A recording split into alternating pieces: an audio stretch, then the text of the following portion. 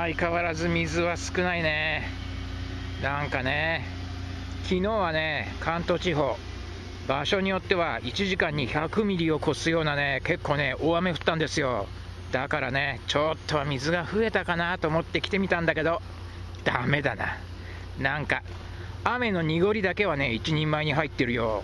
でも、水の量は全然って言っていいぐらい増えてないよな。なんだかね。ぼやいていても仕方がない。せっかく来たんだからね、ちょっとだけ竿を出してみますか。なんかね、今日もね、雨降りそうですよ。雨が降ってきたらもう中止だね。雨が降るまで竿を出してみましょう。それにしてもね、こんだけ水が減っちゃうとどこで竿を出していいもんだかね。なんだかなって感じなんだけど、もう二言目に出てくるのはぼやきですよ。参っちゃうね。結局ここまで来てしまいました。もうこれ以上上流へはいけないというね、一番上流域まで来ました。なんかね、でもね、上流はね、ほら、水がね、増えてるよ。この前はあそこのなんかコンクリートの平らなとこね、あそこが出てたんだよね。今日はね、普通の状態になってます。やっぱりね、雨の影響かな。上流で雨が降ったから、この辺は水がちょっと増えたんだね。なんとなくいいんじゃないって感じだけど、なんかよ、小雨がパラついてねえか。いや、やだよ。これ以上雨が強くなったら、俺はやめるからな。分かってんだろうな。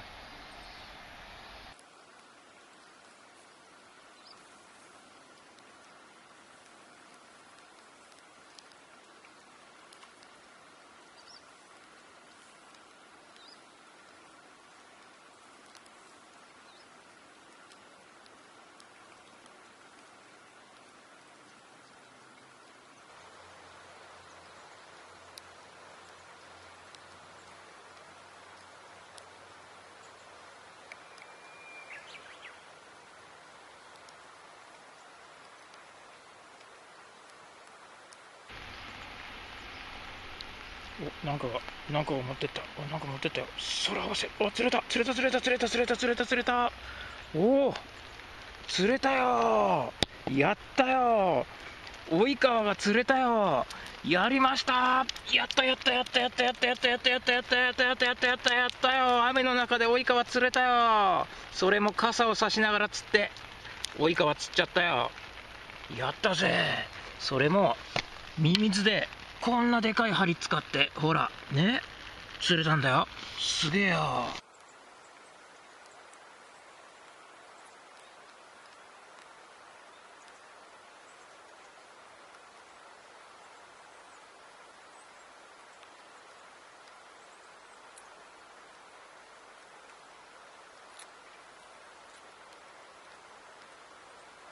またなんかが持ってった。なんか持ってったんじゃない。ほらほらほらほらほら。そら合わせ。釣れた。今度はでかそう。なんだ。なんだなんだ。バスか。バスっぽいな。ほら。違う。ぽいか。濃いか。濁いか。なんかでかい濁いみたいだよ。ほらほらほら。うわうわうわうわ。これはさ、でかいんじゃない、あの濁い。じゃあよ、ここ降りられないから、下に誘導しましょう。降りられるとこにな、階段のとこまで。よし。ちょっと誘導するしかねえよ、もう。ここだって濡れてんだもん。なあ、こんなとこ降りたらアヒージョになっちゃうよ。結構でかいな、あれな。よしよしよし。よし、来い来い来い来い来い。そうだよ、こっち来いよ。階段のとこに行かないとよ。なあ、ここ、ほら、ここだ。ここ、よし、来た来た来た来た。来ました来ました。階段のとこに来りゃこっちのもんだよ。ほら、来いよ、こっちお前。そんな風にいるなよ、おい。よしよしよし、こっち来いこっち来い。来い、こっちの、ほら。こいつのその、浅いとこに上がっちゃえばこっちのもんなんだけど、ほら。来い。よし、上がった。浅いとこに上がったよ。じゃあ、こっちに引き寄せて玉入れしますか。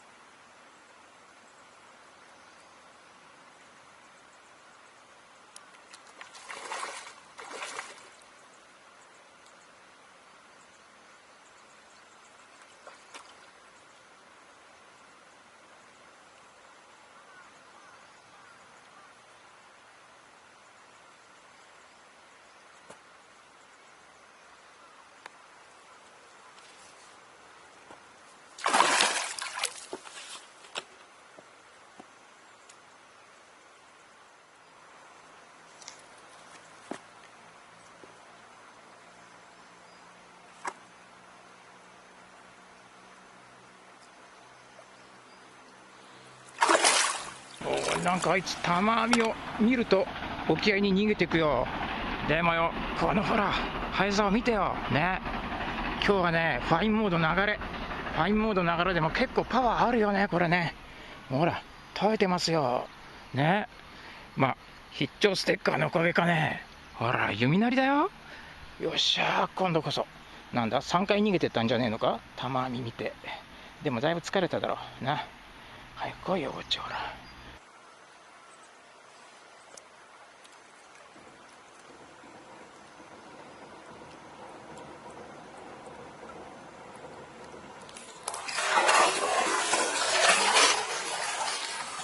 おっしゃー、なんとか玉網に入りました。見てくれよほら、玉の中でぐるっと丸くなってんの。じゃあねこれねちょっとね測ってみるか。こうねメジャーをねずーっと当てると、ほら55センチだよ。やったよ、55センチのニゴイをゲットです。今日はなこのニゴイはまあ農館の使者なんだけど、俺は農館するけど君は俺の家に行って俺の晩酌の酒の魚になってくれよな。頼むぜ。じゃあね、ニゴイくんが釣れたから最初に釣れたこの1匹だけいる及川くん、これはな特赦ということにしようじゃないな。じゃあな、ニゴイくんに感謝すんだぞ。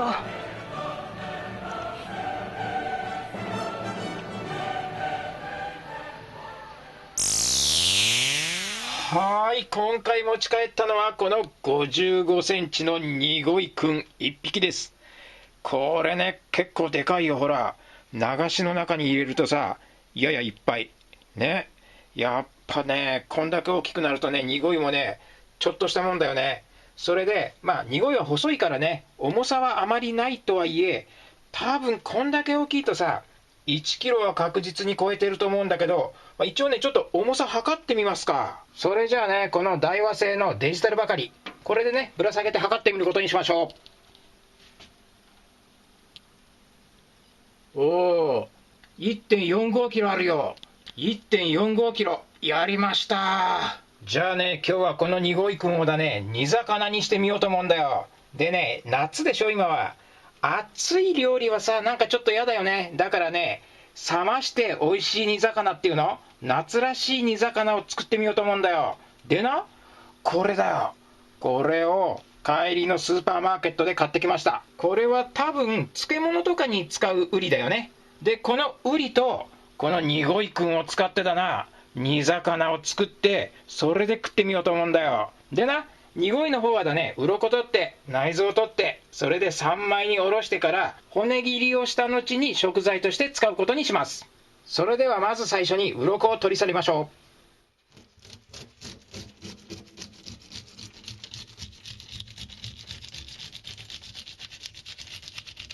それでは次は頭を落として内臓を取り去っていきましょう。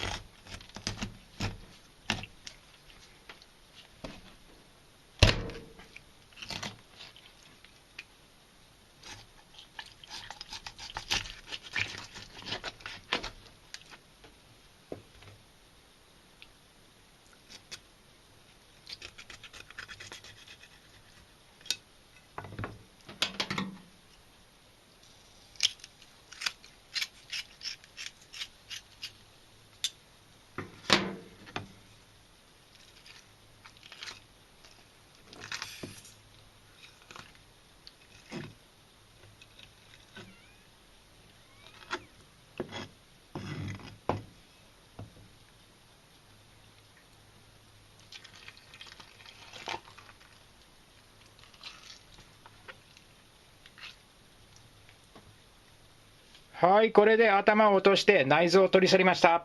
それでこの頭ね、頭もねきれいに洗えばねこれ煮付けでもってね結構美味しく食べられますよ。それと浮き袋、この浮き袋ね、特に小イカの魚の浮き袋っていうのはね結構珍味で美味しいらしいですよ。今回はねこの動画ではこの辺の料理は紹介はいたしません。頭と内臓が取れたら腹の中は流水できれいに洗いましょう。はい、お腹の中がこのようにきれいになりました。そうしたらねこれを三枚におろしていきましょう。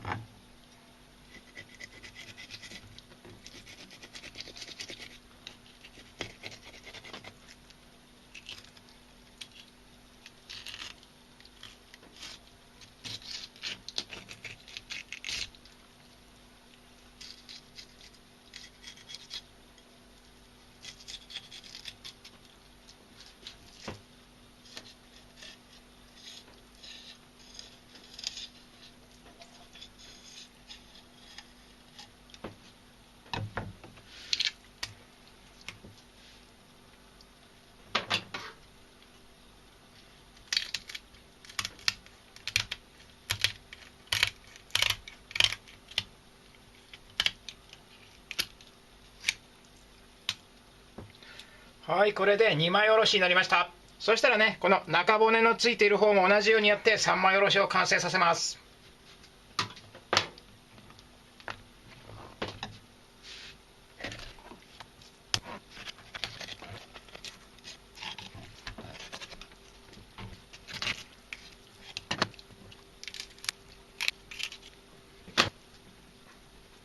はい、これで3枚おろしになりました。そしたらね、次はですね、このあばら骨の部分ね、ここをね、透き取っていきましょう。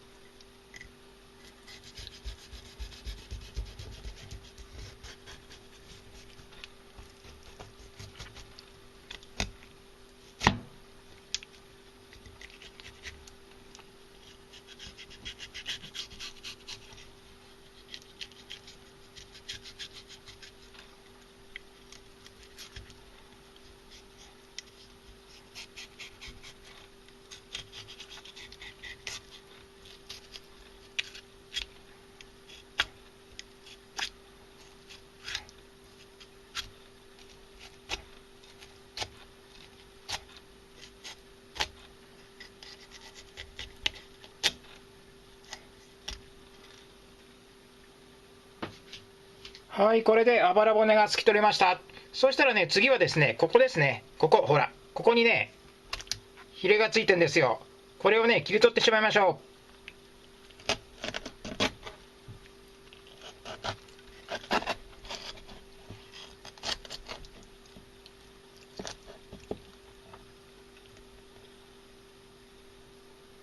う。はい、これでほら、ヒレも取れましたよ。ね。あとは残すところ、この側線の部分についている血合い骨。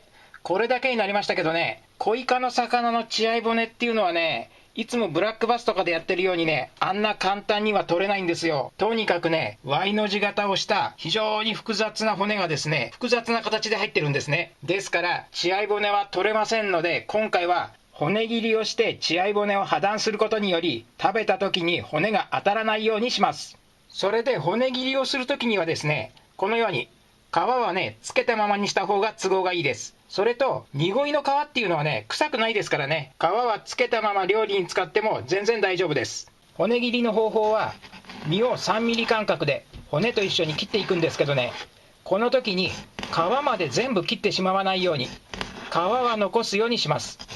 でね、濁いの皮っていうのはね、結構強靭ですからね、皮を残して切るというのはね、比較的簡単にできますよ。骨切りがうまくいっていると、このようにザクザクと骨が切れる音がします。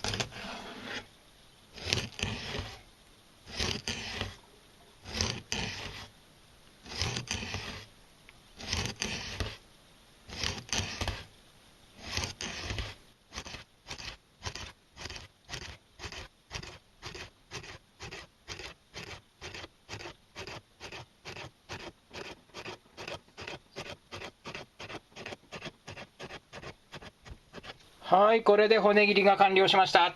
皮をつけてやるとね、このようにほら、身がバラバラにならないで骨切りすることができます。それではこれを材料に使うんですけどね、半身を1本丸のまま使うとね、ちょっとでかいですからね、食いやすい大きさに切り分けましょ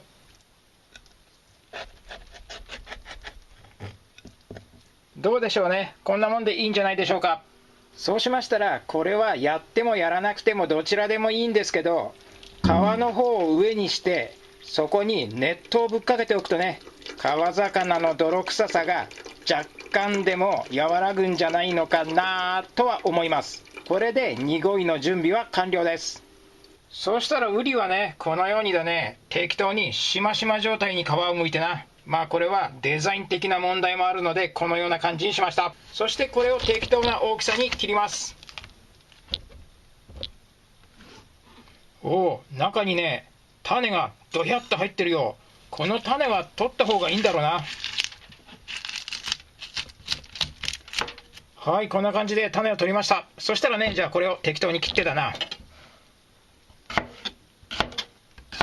切りました。こんな感じでな。本当に適当だわ。そうしたらね、この適当な鍋に2種類の材料をこのようにドヒャッと入れてな。そしてそこに適当量の水をこうドヒャーッと入れて。でな、これからが懸案なんだよ。これだけじゃさ、何にもこう調味料も入ってないし出汁も入ってねえじゃんみたいな感じでしょ。で我々素人はだな、手の込んだことはできねえよな。そこで今回ご登場願うのはこれです。紹介します。ウェイパーさんです。こいつをな、適量この中にドヒャッと入れればもう味付けは完璧ですよ。それで火にかけて煮れば出来上がりかな。はい、できました。これでございます。見てくださいよ、ほら。私の友達にごいくんがウリと出会ってこのような夏向きの煮魚になりましたよ。夏でしょって感じでしょね。これね、冷やしましたっていうか、室温になるまでね、冷やしました。冷蔵庫で冷やしたわけじゃないんだけど、室温になるまで冷やしてあります。それじゃあね、早速食ってみましょう。ほらね、見た目にもさ、うまそうじゃないの？でもね、きっとうまいと思うよ。だってさ、味の王様、ウェイパーで味付けしてんだもん。まずいわけねえよなって感じで。じゃあな、まずはな、どっから行くかっていうと、もうこれは決まってんだろ。こっから行くしかあるまい。これだよ。これ、ほら、これ。これ。骨切りしてあるから、絶対食えるはずだよ。じゃあ、行きます。おい、骨は当たらない。その上、やっぱり思った通り、味の王様ウェイパーで味付けした煮魚は、おいしい。うん、結構ね、これ、美味しいですよ。泥臭くもないしね。濁いっていうのはね、結構臭みないんですよね。それに、味に癖もないんですよ。言い方を変えれば特徴がないっていうことなんだけど、でもね、それはどんな調味料にも合う、いろいろな料理に応用できる魚っていうことなんですよね。それにね、今回はね、これ切り身がでかいからね、ボリュームあるよ。1個食ったら結構ね、いいボリュームでした。じゃあね、今度はな、このウリちゃんいってみるか、ウリ。これ柔らかい、ほら、柔らかい、ほら。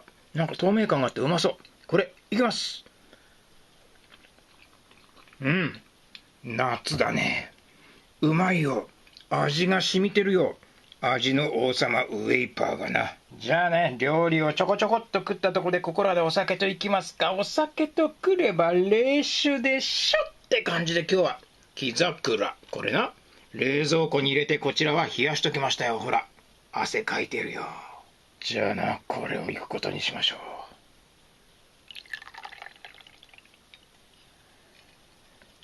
どれ。それではいただきます。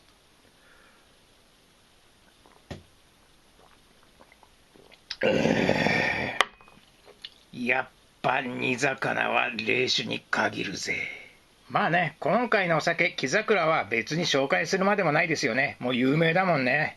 いやー、それにしてもね、今日の料理はね、暑い夏にはね、最適のおつまみですよ。っていうかね、これ、ご飯にぶっかけて食っても良さそう。食欲がない時にご飯にぶっかけて食ったら美味しいかもしんないね。それにしてもね、前から気になってたことが一つあるんですよ。ウェイパーおじさんってさ、なんで目が悪いんだろう。やっぱさ、ウェイパー食べ過ぎると目悪くなっちゃうのかな。そんなことないよね。あ、そうか。あのおじさんは料理研究家だから、研究のやりすぎっていうか、研究熱心すぎて、それで目が悪くなっちゃったんだ。そういうことか。そうか。